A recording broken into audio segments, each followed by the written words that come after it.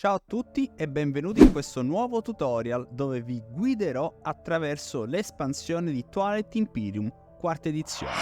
Se siete interessati al tutorial del gioco base, trovate il link in alto a destra e nella descrizione. Panoramica generale. L'espansione aggiunge componenti che arricchiscono l'esperienza di gioco, rendendola, a mio avviso, più bilanciata. Fazioni come Sardak Nor e Winnu, che nel gioco base erano più deboli, ora hanno più opportunità di brillare. Inoltre ci sono nuove opzioni tattiche e strategiche per tutti. Ma partiamo subito. Iniziamo con le nuove tecnologie, che aprono nuove possibilità ai livelli tecnologici più bassi. Queste innovazioni offrono strategie fresche e dinamiche fin dall'inizio del gioco. Alcune carte delibere del gioco base sono state rimosse in favore di nuove carte delibera. Troviamo inoltre nuovi obiettivi, sia pubblici che segreti, e nuove cartazioni. Sono presenti anche nuovi sistemi e pianeti. Esaminiamo la carta strategia Diplomazia, ora modificata. La sua azione primaria permette di preparare 2 pianeti sotto il proprio controllo, anche in sistemi diversi, rendendo la carta strategia più appetibile rispetto al passato. Nuova cambiale alleanza. Questa aggiunta strategica apre nuove possibilità per collaborazioni e patti tra i giocatori, cambiando il corso della partita in modi inaspettati. Vedremo nel dettaglio il suo utilizzo più avanti. Vi sono poi componenti specifiche per alcune fazioni, sia vecchie che nuove, ad esempio la supernova dei Muat. Altre aggiunte sono 7 nuove fazioni, ognuna con le sue abilità e stili di gioco. Supporto fino a 8 giocatori, permettendo partite più grandi e complesse. Hyperlane, un'aggiunta che collega direttamente 2 sistemi. Questo elemento bilancia le mappe per partite con 5 e 7 giocatori, evitando squilibri dovuti alla conformazione della mappa stessa. Prima di andare avanti, voglio introdurre 2 nuove parole chiave importanti in questa espansione che saranno cruciali per capire quello che segue. Epurare. Epura significa che la componente a cui si riferisce va rimossa completamente dal gioco. Non si tratta solo di metterla da parte o di scartarla temporaneamente, ma di eliminarla definitivamente dalla partita in corso. Deploy. La seconda parola chiave è deploy. In italiano è stato messa come collocare unità. Questa permette di mettere in gioco un'unità senza doverla produrre. Ciò significa che non avrete bisogno di utilizzare moli o simili per portare queste unità in campo. Ora esploriamo una meccanica chiave, la cattura delle unità. Prendiamo come esempio i Cabal, una fazione che si concentra proprio su questa strategia. Quando catturate un'unità, la posizionate sulla vostra plancia di fazione. Qui resterà finché non la utilizzerete per attivare abilità specifiche.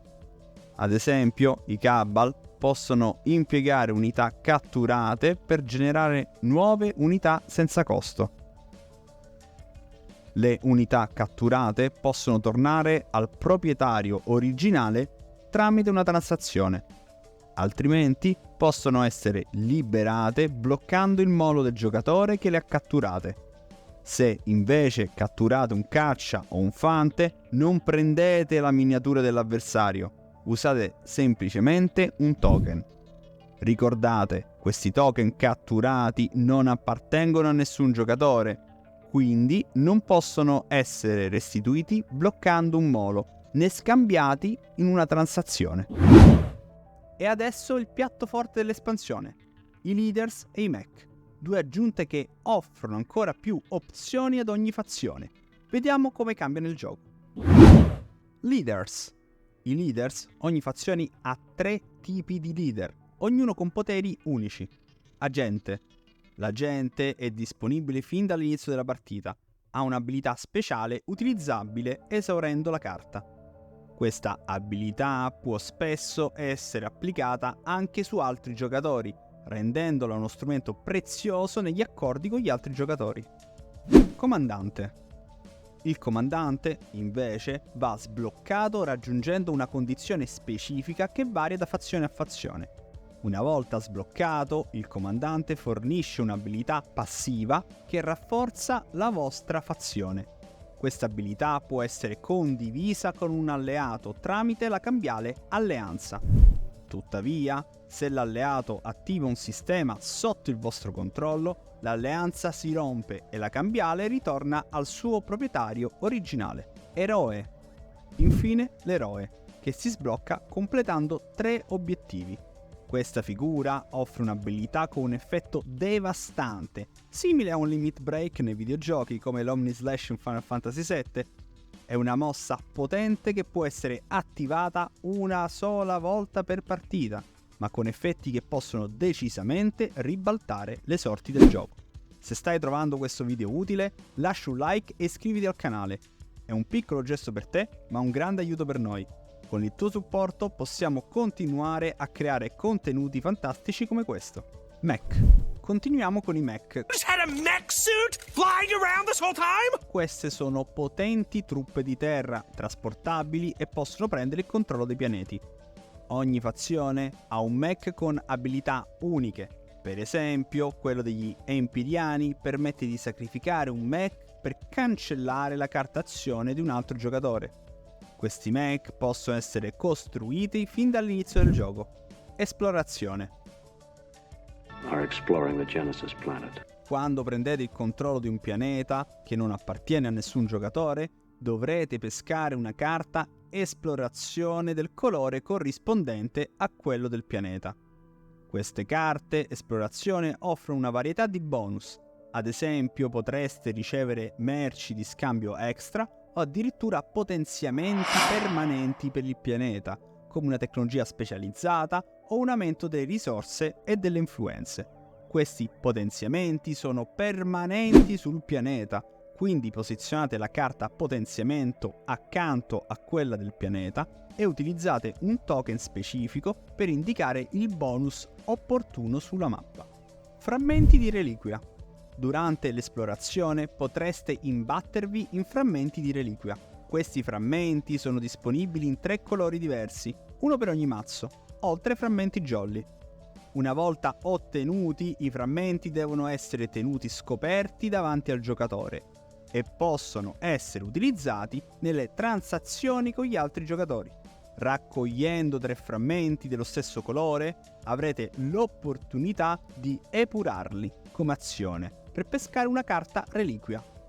Queste reliquie sono estremamente potenti, ma attenzione, non possono essere scambiate con gli altri giocatori.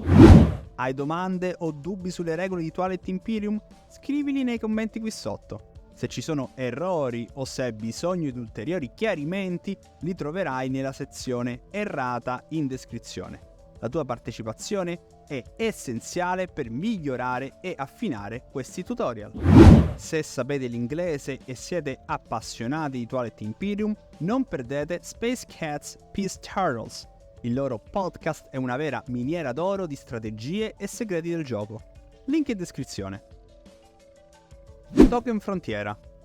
Infine ci sono i token frontiera, presenti in ogni sistema senza pianeti che non sia d'origine. Questi rappresentano ulteriori opportunità di esplorazione. Con la tecnologia Energy Tap potete esplorare questi token frontiera, che vi offrono ulteriori bonus. Importante da precisare che tutte le esplorazioni portano ad effetti positivi, non vi sono eventi negativi per chi esplora. Pianeti leggendari. Legendary! L'espansione introduce 4 pianeti leggendari. Mallis. Prendiamo per esempio Mallis. Questo pianeta si trova nel fulcro del wormhole e deve essere posizionato accanto alla mappa, nella parte inattiva. È un wormhole gamma, il che significa che deve essere scoperto attraverso l'esplorazione, prima che i giocatori possano raggiungerlo. Una volta che un giocatore arriva su Mallis, il pianeta si flippa, rivelando tutti i wormhole. Questo rende molto più semplice per i giocatori raggiungere questo pianeta leggendario. Abilità uniche dei pianeti leggendari. Ogni pianeta leggendario possiede un'abilità unica che può essere utilizzata una volta per round. Queste abilità offrono vantaggi significativi. Ad esempio, un pianeta potrebbe permettervi di reclutare fanti gratuitamente, offrendo un notevole vantaggio strategico nel corso del gioco. Se Twilight Imperium ti appassiona ma cerchi qualcosa di meno impegnativo in termini di tempo, o esattamente ciò che fa per te.